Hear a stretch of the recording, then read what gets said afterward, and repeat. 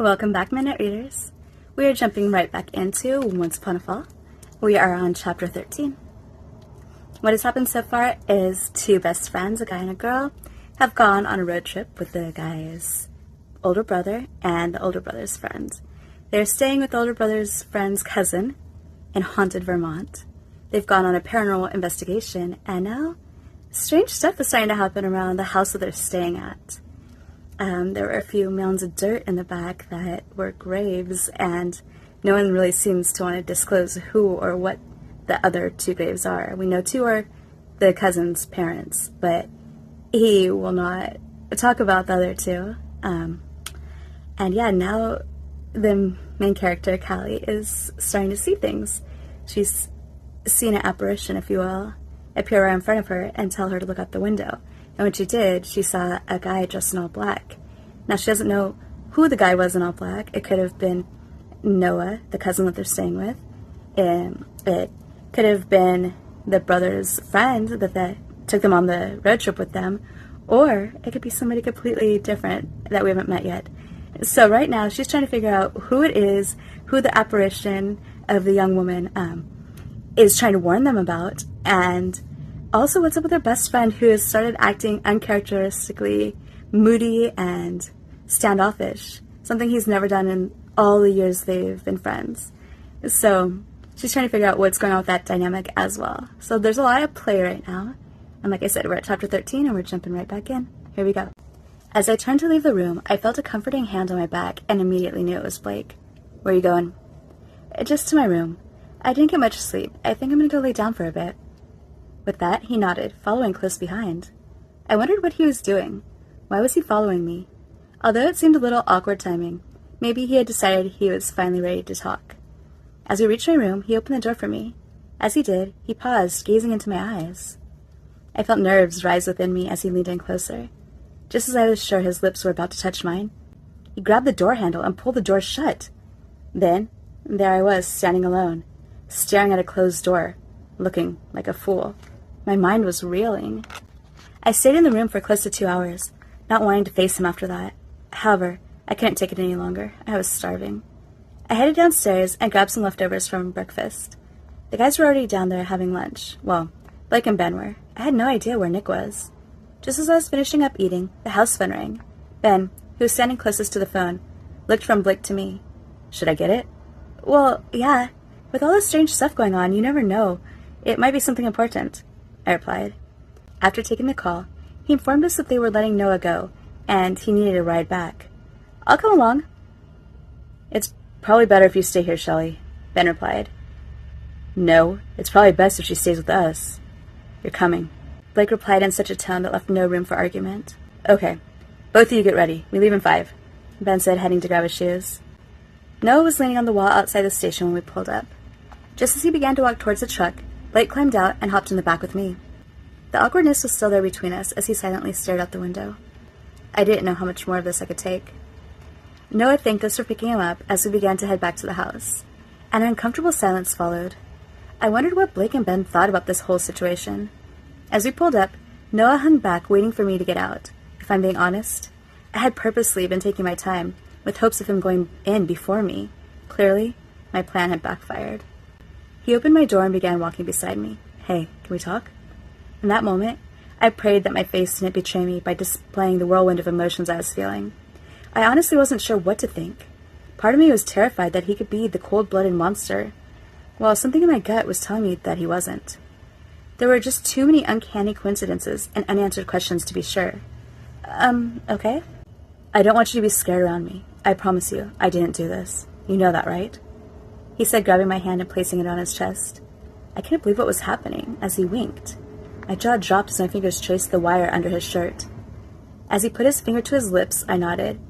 If he was working with the police, that meant there was only one person left that had been around for both Millie's and Miss Mason's disappearances. You know that, right? He asked again with a little smile tugging at the corner of his mouth. Yeah, I know. Then what's up? Why do you still look worried? Well, it seems pretty clear that someone has been trying to make it look like it has been you doing all those horrific acts. I just don't want to end up the next victim in their attempt to make you look guilty. Then what are you doing out here with him? Noah and I both looked up shocked. Sorry, I'm going to need her to come inside with me. Come on, Blake said, extending his hand. As I placed my hand in Blake's, I glanced at Noah, who nodded, letting me know it was okay. Blake pulled me close to him, ushering me inside. I was shocked when he didn't stop until we made it upstairs to my room. Blake, stop! What are you doing? What's so great about him, huh? What is so good that you just can't stay away even after all the signs point to him being a damn murderer? What? You don't understand. It's not what you think. He's actually... Really? I can't believe this. You're going to defend him now? I can't sit around listening to this anymore. You may not like it, but this is for your own good, he said before walking out and closing the door behind him. Blake, wait! It's not like that. You don't understand. I called out after him, hurrying to the door. As I turned the handle to the door, nothing happened. What the hell? I jiggled it again. He had locked me in. Immediately I attempted to call him. I wasn't surprised when it went straight to voicemail. Growing upset, I tried calling Ben, then Noah. What was going on? Why was no one answering? Sitting on the window seat, I wiped a tear away that had managed to escape my eye. Just then, something outside caught my attention. Two figures off in the distance disappeared as though they were heading out into the woods. From what I could tell, one seemed to be following the other. I froze when one of the figures stopped, turning back to cast a stare in my direction. Had they seen me watching? I squinted through my tears in an attempt to make out who it was, yet all I could determine was that whoever it was significantly smaller than the person that they were following. When the person finally turned away from me, a chill went down my spine. The way they quickly and smoothly moved along the path resembled more of a gliding object rather than a person walking. As they continued to follow the larger person, something reflected in the sunlight. Oh my God. Was that Millie's bracelet? I sat there with my eyes glued to the window for another good 30 minutes or so, when I realized that I had to get out of the room so that I could warn the guys about what I had seen. As I examined the door more closely, I was discouraged to discover that the lock was one of the old-school ones, the ones that are pretty much impossible to pick. Just then, I fell backward with a thump, unable to peel my eyes away from what had just appeared in front of me. I was too frozen in fear to scream or move. Hide now, Millie warned. Was I seeing things? I blinked. Her translucent figure remained in front of me, clear as day. Hide, she whispered. Her concern was evident. I could hear her heavy footsteps starting up the stairs. I glanced around in a panic. There weren't many hiding places in this room. My choices were the obvious spots of under the bed or in the wardrobe closet. Then, my eyes were drawn to the fireplace. Every room in the house had one. However, I was unsure when the last time was that any of the upstairs ones had been used. Not sure what to expect, I wedged my way up as high as I could into the fireplace. I prayed that I'd be able to hold this position long enough for whoever it was to go away. I was thankful that the dust and cobwebs were minimal as I tried to gain my footing. My breath caught as the door handle began to jiggle, followed by a knock. There was a moment of silence, followed by even more aggressive banging. I could feel myself slipping, so I repositioned myself while I still had the chance. The door handle rattled harder, louder. I attempted to steady my breath as nerves were starting to get the better of me. Who was out there, and why were they acting this way? Had I actually seen Millie? Or was my imagination coupled with lack of sleep messing with my mind? The door shook once more, followed by a frustrated growl, just before everything went silent once again. I readjusted my footing, remaining in my hiding spot for another couple of minutes. It seemed whoever it was had gone. Dropping from my hiding spot, I hurried towards the window to see if the culprit was out there. Halfway to the window, there was a knock on the door. The door handle jiggled. Slipping into the wardrobe, I held my breath. The bedroom door swung open, and someone entered. I could hear them walking around. Damn it, Shelly, where are you? Noah said under his breath. A moment later, I heard the guys noisily coming up the stairs. In that moment, I decided it would be safe to slip out. Noah looked at me shocked. There you are. Are you okay? I started to say when Blake and Ben entered. What the hell's going on? Blake questioned, with his eyes darting from me to Noah. That's what I'm trying to figure out. I heard loud banging that sounded as though it were coming from in here, so I hopped out of the shower and came over to check it out. With that, their attention was turned to me. You okay, Shelly? You look like you've seen a ghost, Ben questioned. Well, I bit my tongue. I knew how it was going to sound if I disclosed what had actually happened. With all eyes on me, I took a deep breath and started again. Well, it started when Blake seemed to think it was okay to lock me in here like some prisoner. You did what? Ben questioned with a scolding tone. It was to keep you safe. Blake blurted out defensively. The hurt was evident on his face. Anyway, I had been sitting by the window when I saw someone going into the woods. I was trying to determine who it was when I was startled by something that I couldn't quite explain. But a few minutes later, someone started banging on the door, trying to get into my room.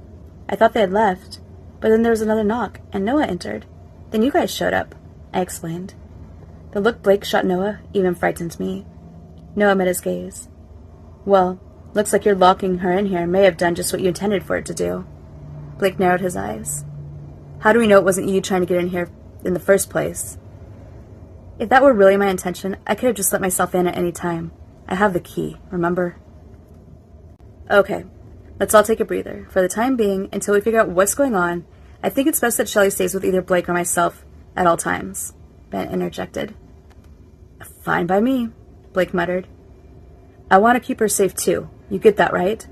But yeah, as long as someone's looking out for her, it's all good, Noah said, heading out of the room. If I'm being honest, I wasn't sure how to feel. Had it been Noah attempting to get into my room all along? Or had someone else been out there before he had showed up with a key? And who had I had seen going into the woods? Chapter 15. I followed Ben down the stairs. As he went to sit in the living room, I veered in the other direction. Making my way to the dining room table, I sat directly across from Noah. I watched as Blake followed, coming to sit at the table as well. The look on his face made it quite apparent that he wasn't happy that I had chosen to come sit with Noah. Must be Blake's shift, I thought to myself as I turned my focus to Noah. Noah, can I ask you something? Sure. Those 2 graves out by the garden. Who are in the other 2? The other 2? What do you mean? There are only 2 graves back there. They're my parents. Had I been mistaken? No, I had definitely seen 4 mounds of dirt. From my vantage point, when you took me out there, I could have sworn I saw 4. I don't know how I could have missed that, even if I was a little distracted that day. Distracted? I questioned, not sure what he had meant. He smiled and looked away bashfully. Oh, here we go, Blake muttered, annoyance dripping from his words. Look, man, I'm just being honest. But that was before I knew the situation between you 2, Noah repeated. The situation between us? And what might that be? Blake questioned sarcastically. I'm not sure what the bickering is all about between you currently, but you 2 are quite literally each other's other half. 2 peas in a pod, if you will. Most people wait a lifetime for that. You're lucky to have found it so young. Blake's jaw dropped briefly before he spoke. You're mistaken. We're friends, nothing more. Just ask Shelly. Noah raised his brow. So then you'd be totally fine if I were to ask her out on a date, once all the craziness gets sorted out? With that, Blake got up in a huff and went to go sit with Ben in the next room. Noah? I exclaimed. I know, I'm sorry. I just don't get why he won't admit he has feelings for you. Everyone and their brother can see that he does. Or maybe... What? I encouraged when he paused mid-sentence. Well, considering what he just said, maybe he doesn't realize that you feel the same. He's probably scared to act on his feelings, not knowing how you'd react. That would explain what has been up with his attitude towards me. I don't know. You don't know what? I'm still not sure that you're right to think that he has feelings for me like that. I mean, in all these years, he's never made any sort of move, or even hinted at it. Tell me this. If you had a beautiful, irreplaceable porcelain doll that you held very dear, would you play with it if you couldn't be sure that it wouldn't break and be gone forever? Noah asked, looking me dead in the eye. Huh? I'm just saying, you might be scared that telling you might mean losing you forever. I cocked my head. When had Noah become so insightful? His response really resonated with me as he described exactly what I had been pondering. You know, you might just be right, wise one. I teased with a little smile. There's that smile. Haven't seen much of that. I sighed. That's because I'm scared, Noah. I don't know what's going on around here, but it's definitely more than I bargained for when agreeing to this trip. Want to know a secret? I'm scared too. We will figure this out. You know, I think I'm going to go check on what you said you saw out in the garden. Right now? Yeah, just to give us all a little peace of mind. Noah, I don't think that's a good idea. Will you please just wait till morning? Here, why don't we go watch a movie with the guys? I suggested, desperately trying to get him to not go out there alone in the dark. Yeah, you're probably right. I'll grab some snacks for everyone and meet you over there. Here, I'll help you. No, that's okay, I got it. Why don't you go decide on a movie with the guys and get it set up? Okay. As I headed to the living room, something caught my eyes as I passed by the front door. I did a double take. catching a glimpse of something trailing off towards the side of the house. It resembled Millie. Had it been her? I shook my head. I must either be extremely tired, or I'm losing it, I thought, continuing to the living room. Hey, Noah suggested a movie night. He's grabbing snacks. What do you guys feel like watching? I asked, motioning to the shelf full of movies. Just then, I heard the screen door clink shut. My eyes immediately darted in that direction. I'm gonna go see if he needs any help, I said, heading back towards the dining room. I'll go with you, Blake said, following me. Noah? I called out, but there was no reply. After looking everywhere downstairs, I glanced at the door. Had he gone out there, even though I had expressed my concern? Don't even think about it. Let's go back and watch the movie, Blake ordered. I did as he said, but something didn't feel right. There you guys are. Check out what movie I put on, Ben said, unpausing the movie. He was a huge movie buff and tended to get excited over things that Blake and I, well, just didn't. Go ahead, put it on. I'll be right back, Blake said, heading towards the bathroom. As Ben stared at the TV, I gazed out the window. There she was again.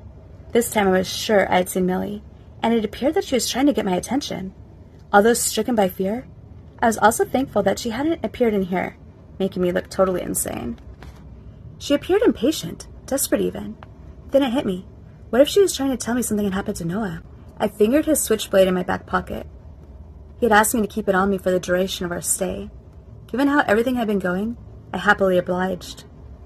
The more I stared at her, the less fearful I became.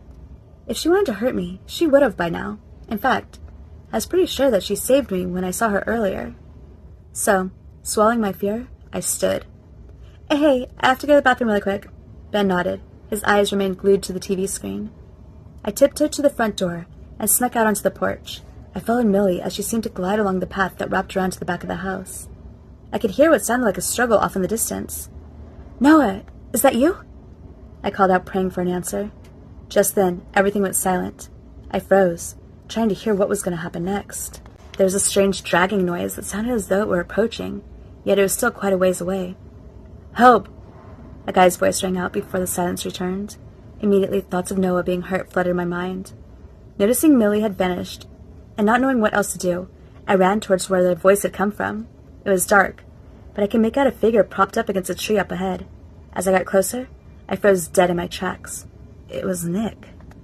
I let out a yelp as a hand grabbed my arm. Relieved to see it was only Blake, I turned my attention back to Nick. Oh good, I'm glad you're both here. Noah has gone crazy. He stabbed me. We have to call the police, he said, motioning to the switchblade sticking out of his leg. My eyes darted from his leg back to his face. Things weren't adding up. Although he was putting on a convincing show, he had a strange look in his eyes, which almost seemed to portray excitement rather than fear. That's Noah's switchblade? I questioned, fingering the one in my back pocket. I took a step closer, purposely moving in front of Blake. As I did, I slid his hand against my pocket, making sure he felt what was in it. Yes, see? There's an N painted on it. That's how Noah marks his stuff. Gotcha. I knew for a fact that that was a bold-faced lie. I had the real one, with the engraved initials, in my pocket. Crap. What had he done to Noah? I can't believe it. Are you okay? Can you walk? I questioned, feigning concern. I don't know, Nick replied, attempting to appear helpless. Wait, where's Noah? He's not coming after you, is he? Blake questioned in such a way I couldn't tell if he was being genuine or acting. No, I managed to knock him out after he stabbed me. We need to call the police. There's something out there that he was trying to hide, and I'm willing to bet money on what, or should I say who, it is. My heart dropped. I knew exactly what he was insinuating. I looked at Blake. We better go make sure he's still knocked out and find something to detain him with. Oh yeah, you're right. We'll be right back, Blake said, pulling me along after him. I had to sprint to keep up with him. When we were far enough, I whispered, Do you think he bought that? Blake stopped and looked at me. What the hell is going on, Shelly? I'm not positive, but I'm pretty sure Nick is behind everything, not Noah. I can tell you one thing for sure, though. The blade in Nick's leg is not Noah's. I have Noah's in my back pocket, and he definitely doesn't paint an N on his stuff. He actually engraves both of his initials. I just pray that we find him alive. Come on! I blurted out, dragging Blake along with me. Hearing a moan come from the garden, I quickened my pace. We found Noah on the ground, with a bloody brick next to him. He was just coming to as we approached. He reached up and touched the blood trickling down his forehead. I ran to his side. Noah, are you okay? I think so. My head hurts like hell, though. We have to get you out of here. Nick isn't far. Chapter 16. I took off my sweater and wiped the blood that was pooling just above Noah's brow. Do you think you can get up? Yeah, just give me a second. Blake and I helped Noah to his feet. It took him a moment to gain his bearings, but he seemed steady for the most part. I can't go back yet. I need to know what's in those mounds of dirt. Nick became irate when he saw me heading towards them with my shovel. That's how all this happened, he said, pointing to his forehead. A strange look appeared on Noah's face as he began to look around. My shovel. It's gone. It was in my hand when Nick went psycho. I don't know what happened to it. As he said that, a chilling thought crossed my mind. What if there was no shovel? Because Noah had never brought one out here. What if Nick actually had been telling the truth? No, that can't be. Too many things didn't add up. Wait, what did you guys do to Nick? Noah questioned, rummaging around between the empty gardening pots. Huh? What do you mean? I'm assuming, seeing as how he isn't present, that you were able to distract or detain him somehow. I'm just trying to gauge how much time I have to dig, considering I most likely am going to have to use one of these flowering pots in place of a shovel. We didn't do anything to him. We left him propped up by a tree since he wasn't able to walk. What do you mean? Why wasn't he able to walk? I looked at Blake, who shot me a weary look. Because he had a blade sticking out of his leg? Blake said coldly. With this, Noah raised a brow before turning to me. Wait, you still have it, right? I nodded. So what then? Are you insinuating that he stabbed himself? Blake questioned in disbelief. I have no idea. All I know is that we better stay alert and hurry. If what you say is true, there's no saying what he could do. Nervously approaching the mounds of dirt, I prayed we weren't about to unearth human remains. My jaw dropped as Noah began digging in the front ones. I thought 2 of these were your parents' resting places. What? No, they're over there, he said, pointing a few feet away. Sure enough, there were 2 nicely maintained graves, delicately marked with 2 small stone plaques. Wait, so we have no idea who or what are in these ones? I asked as chills enveloped me. My eyes were drawn to the back one as Millie approached from behind it. I glanced back and forth between the guys to see if they were seeing this. The way Blake grabbed my arm and pulled me protectively back into him made it clear that he saw her too. She lingered at the back grave, staring down at it intently.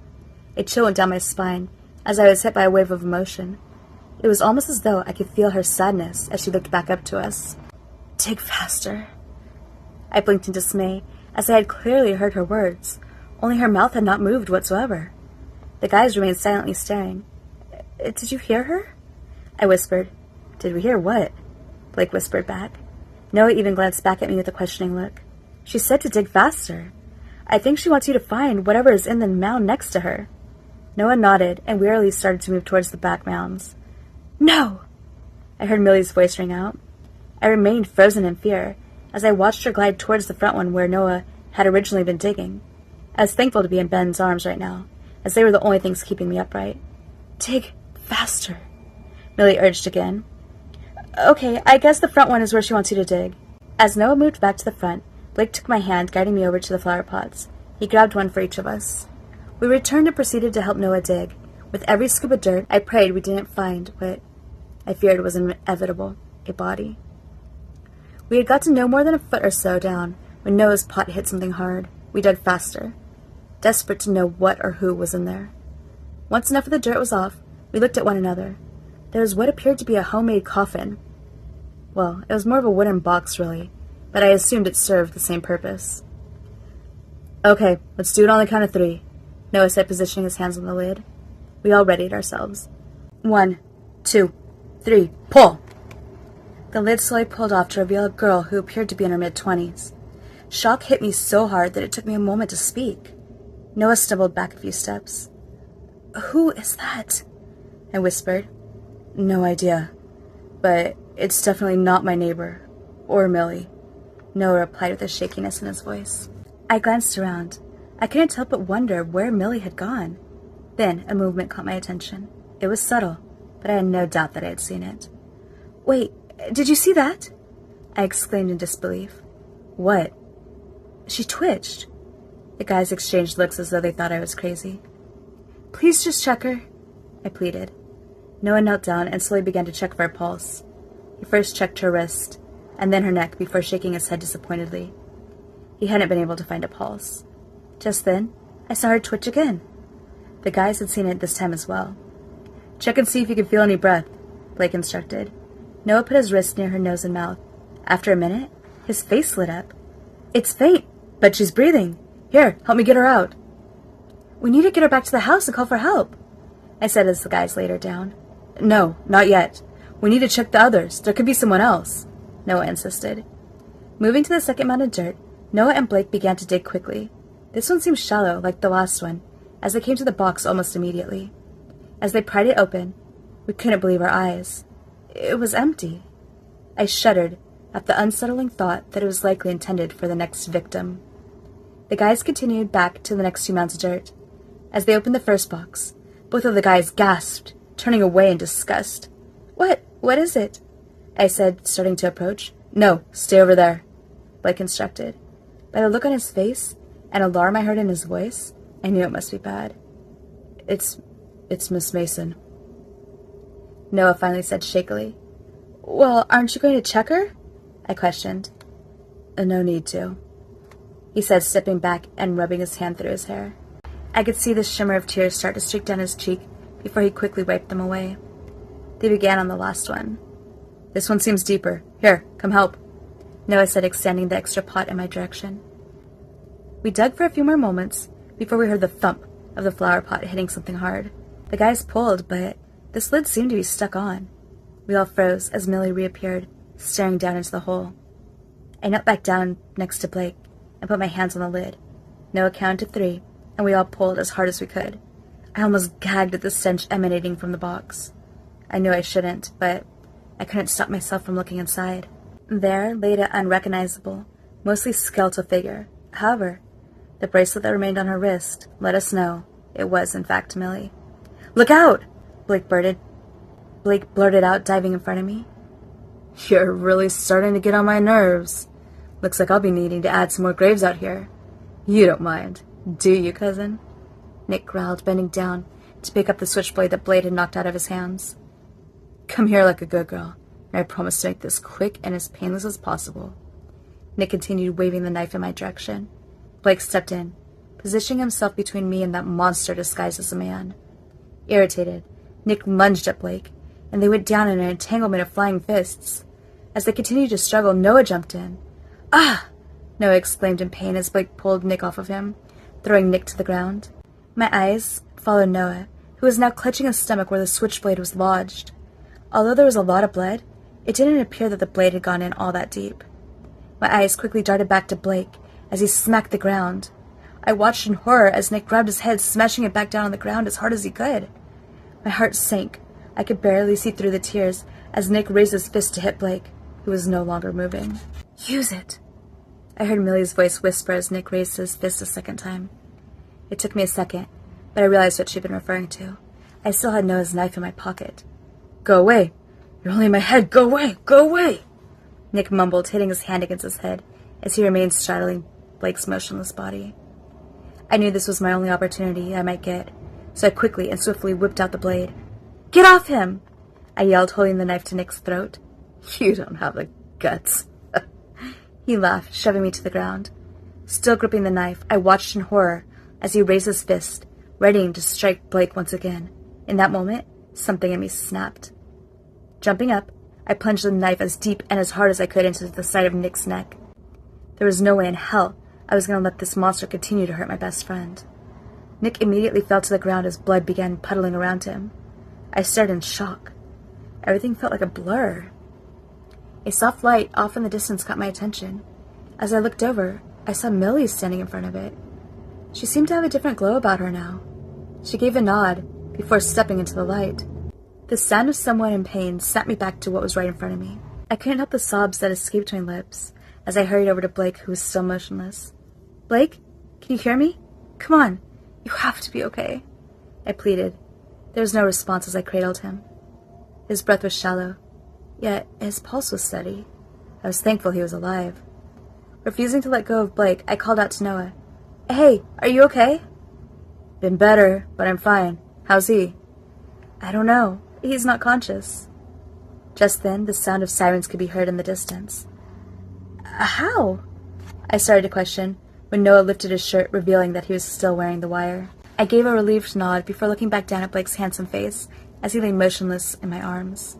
As the reality of the situation hit me, I couldn't stop myself from shaking. I could have lost Blake tonight. Hell, I still could. I had no idea what was wrong or how badly he was hurt.